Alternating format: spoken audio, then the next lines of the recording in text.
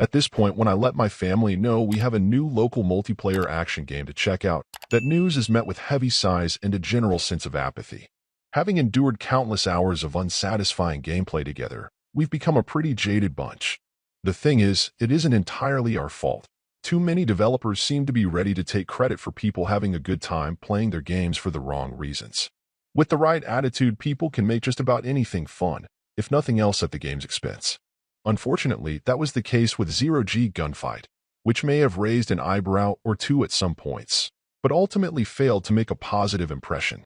There actually isn't much to know here, other than it's a physics-based local multiplayer action shooter where each player is dropped into a gravity-free stage, usually complete with some obstacles you can use for cover and access to new and more powerful weapons. The challenge is that since you're floating free without gravity, when you shoot your weapon, the recoil from the gun will send you in the opposite direction, obeying the basic laws of physics. So that means aside from trying to shoot your opponents, you'll also need to use your weapon to help you awkwardly get around. Offering up a variety of more powerful, and sometimes much more risky, weapons is how the game compels you to want to risk moving around. Your default pistol may not fare well against someone with a rocket launcher, though typically the more powerful the weapon, the more it's going to knock you around once you fire it.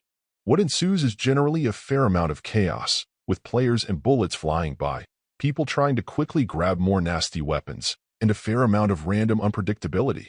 The issue is that there are simply better examples of this idea being implemented out there, and in some cases also with more ambition.